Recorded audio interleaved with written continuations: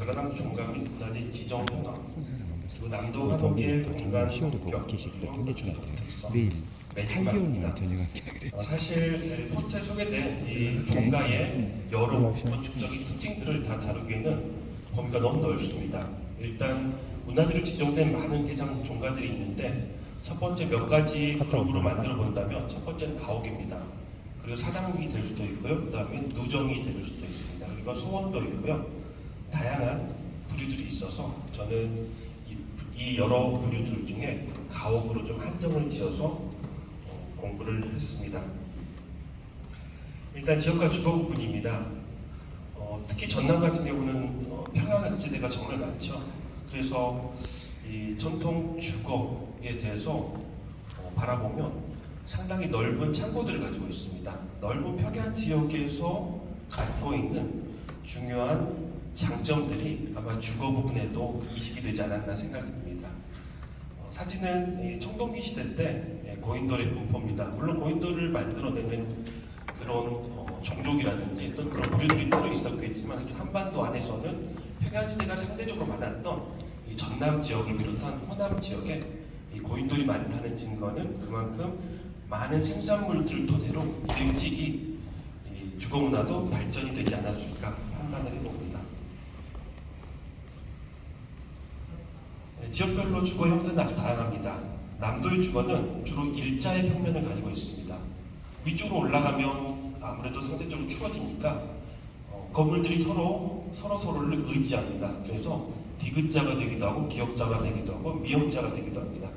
하지만 남도는 일자의 주거 형태를 기본적으로 취하고 있습니다. 전남의 기후 조건인데 다양한 기후 조건들이 우리의 지배 형태를 만들어내지 않았나 생각을 합니다. 평균 기온이라든지 또는 강수량 부분, 겨울철 강수량, 여름철 강수량 다 여러 요인, 인자들이겠죠. 일자형 평면이라는 전제를 이제 깔았는데 전남의 대표적인 평면 형태가 아주 간단한 4칸이면은 사실 작은 민가들이잖아요. 이 민가에서 결국 남도의 주거 형태를 좀 찾을 수 있다고 생각이 듭니다. 먼저 부엌의 위치입니다. 부엌의 위치가 중요한 이유가 있습니다. 방이 연달아서 있는 경우는 사실 프라이버시에 전혀 도움이 되지 않습니다. 따라서 그 중간에 부엌이 끼어 있다면 어느 정도 개인적인 사생활이 보장이 가능한 그런 공간 구성으로 판단이 됩니다. 그래서 부엌이 가장 가에 있는 경우도 있고 또 부엌이 가운데 들어가 있는 경우도 있습니다. 두 세대가 살게 된 아래에 있는 부엌이 가운데 들어가는 경우가 훨씬 더 유리할 것으로 판단이 됩니다. 달리 생각해보면 부엌이 가운데 들어있을 경우는 또 여러 사례들을 조사를 해본 결과 부속재의 면적이 더 작아집니다. 부속재가 부엌이 가운데 들어가 있을 경우에 없어질 확률이 더 높다는 것을 또 방증을 하고 있죠.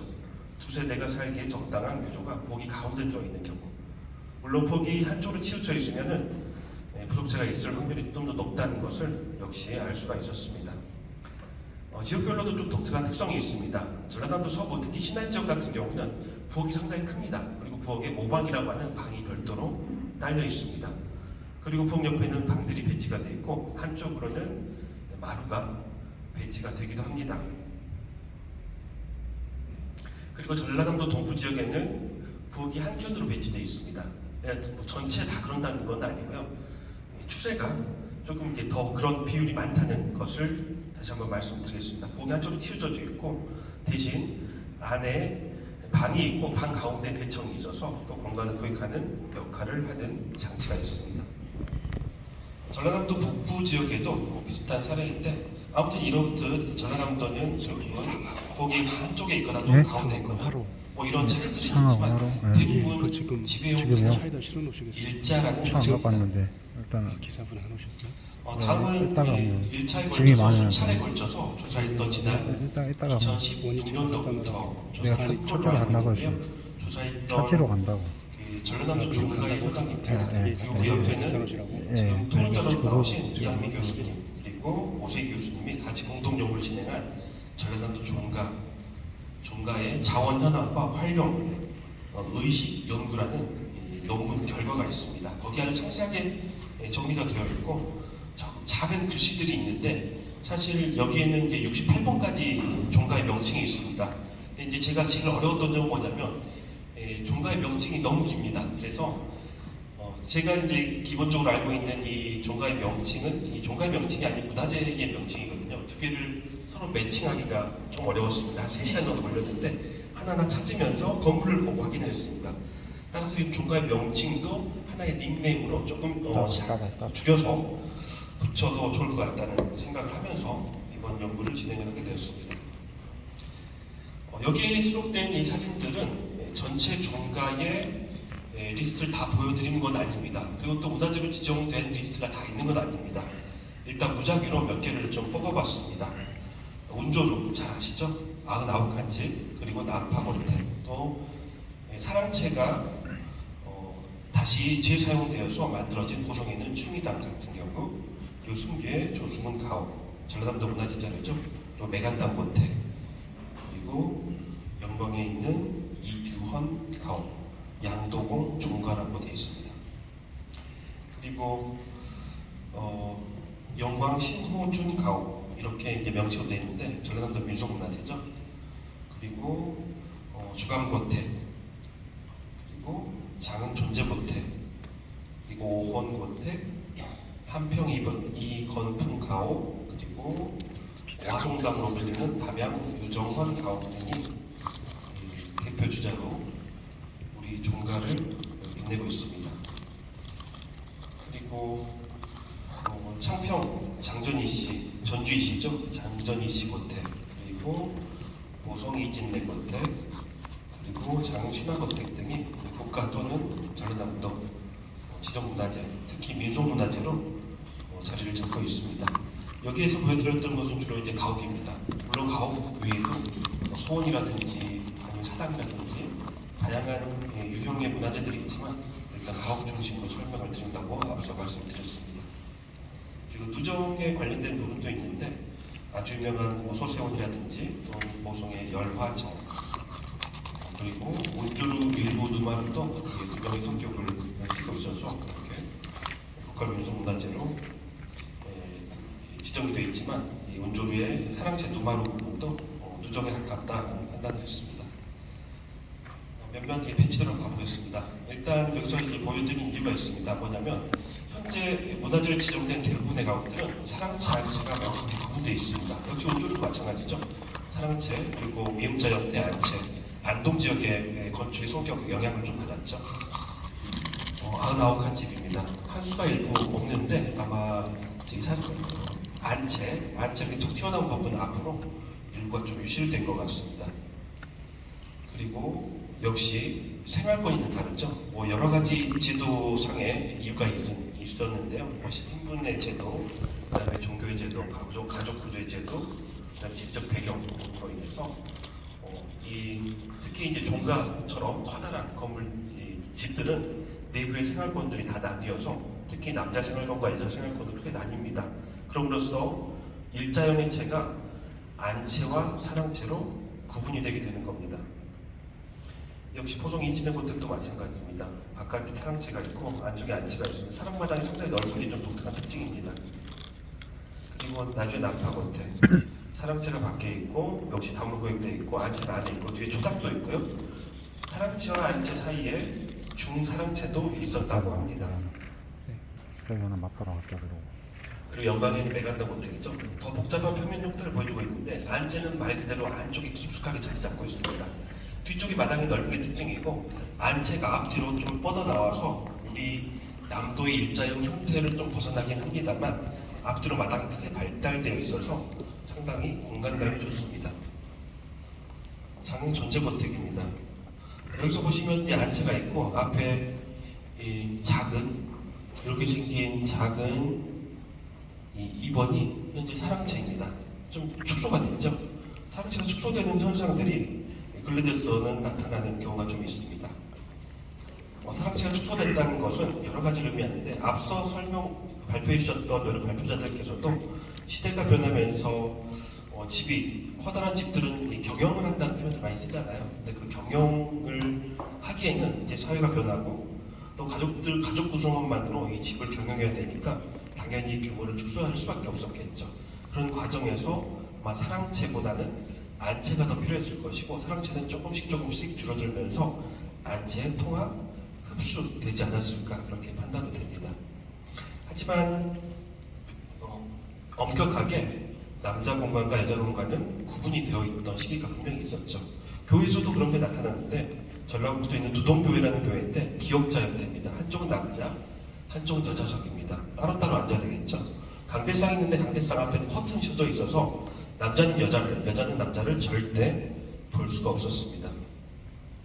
여기도 마찬가지 금산교회입니다. 전라북도 김제에 있습니다.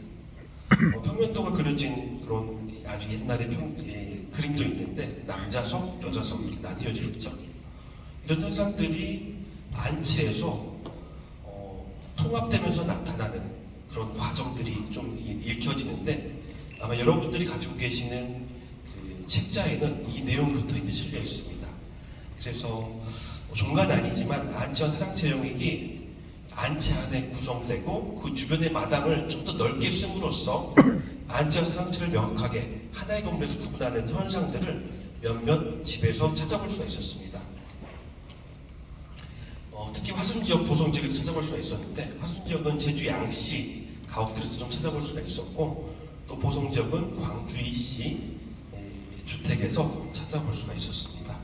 안채를 중심으로 집이 일자 형태가 기본이지만 뒤쪽 마당을 확보를 합니다. 뒤쪽 마당을 확보를 한다는 의미는 여자의 공간들을 뒤쪽으로 좀 분산시키고 뒷마당을, 폐쇄적인 뒷마당을 활용함으로써 내부에서 사랑 기능과 안채 기능 두 가지를 다 충족시키고자 함이었습니다.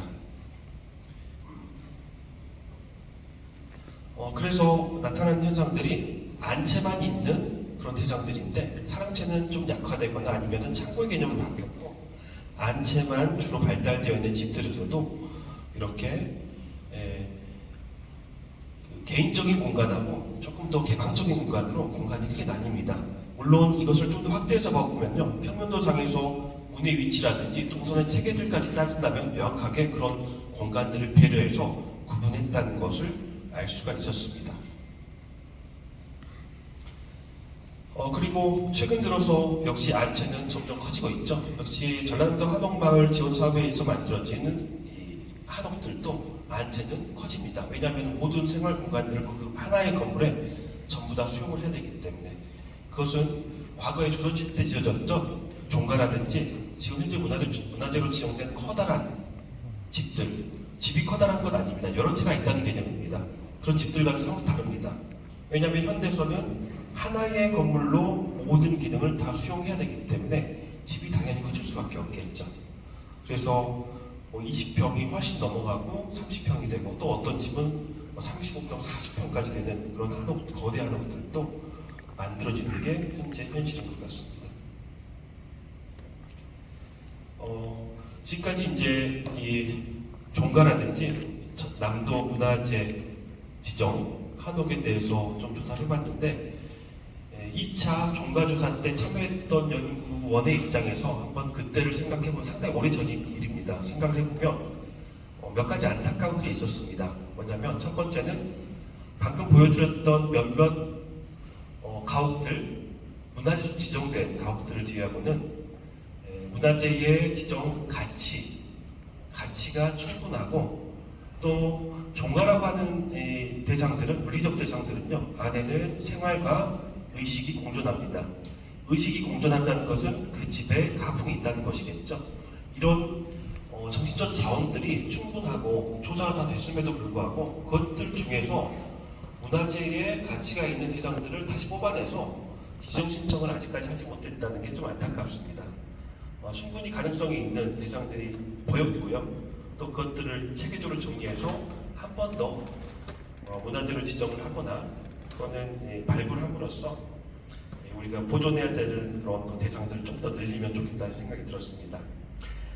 물론 그런 대상이 아직은 아닐지라도 이것을 이 한옥의 경관을 유지하기 위한 몇 가지 원칙을 좀 지키면 좋겠다는 생각이 듭니다. 일반 원칙을 한번 정리해봤는데요.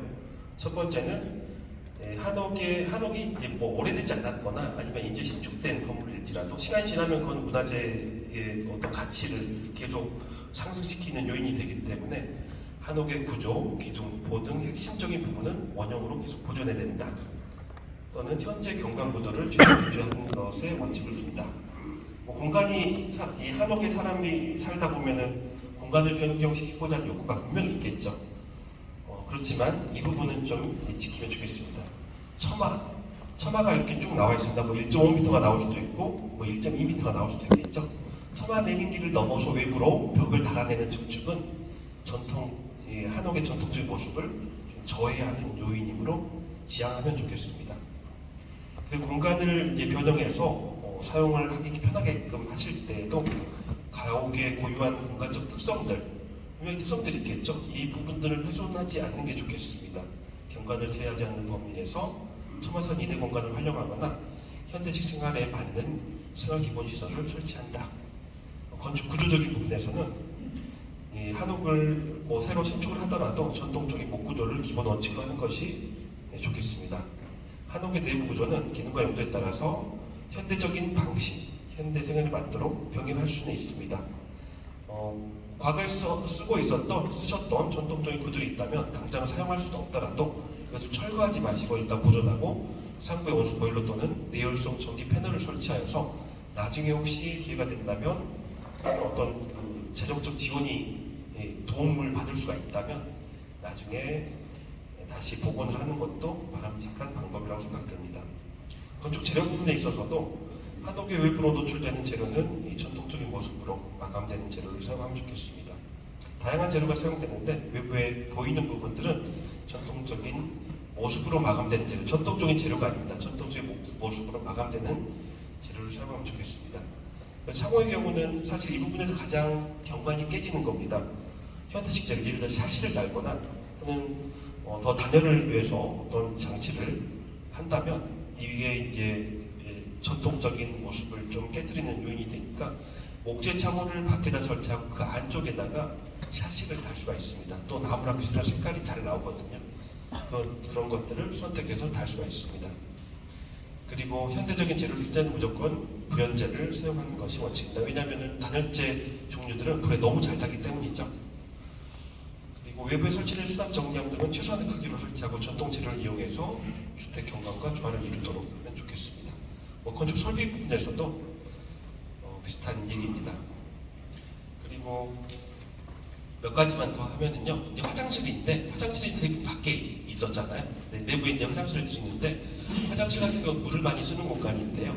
과거의 전통 주거와 현대적인 전통 주거의 차이점은 내부에서 물을 쓰느냐 쓰지 않느냐의 차이가 가장 커다란 것 같습니다. 그래서 물을 쓰게 되는 시간도 많아지고 또 공간도 많아지는데 특히 화장실 같은 경우는 내부에 물이 이제 새기 시작하거나 누적이 되면 기둥이 썩어버립니다. 하부가 썩어버리고 집이 이렇게 약간 주저앉는 현상들이 처음에 나타나는데요. 이런 것들을 방지하기 위해서 그 밀실한 화장실 그 재료들이 있습니다. 이게 딱 썼다가 시간이 한 10년, 20년 지나면 그 통째로 빼서 다른 걸로 교체할 수 있는 그런 재료들이 좀 잘 나오거든요. 그런 것들을 좀 써서 내부의 목조, 가구는 좀 보존을 하시는 게 좋겠습니다. 샤워 부스도 마찬가지겠죠. 그리고 에어컨 실외기 등을 이제 실내 설치를 할 때 외부에 실외기를 두거나 기단 아래에다가 뭔가를 많이 이렇게 두는데요. 이런 것들도 역시 전통적인 경관이 좀 깨지는 요인이 되니까 좀 안 보이는 데 설치를 하시거나 가림막을 설치해서 좀 정리를 하면 좋겠습니다. 이 정도로 설명을 마치겠습니다. 감사합니다.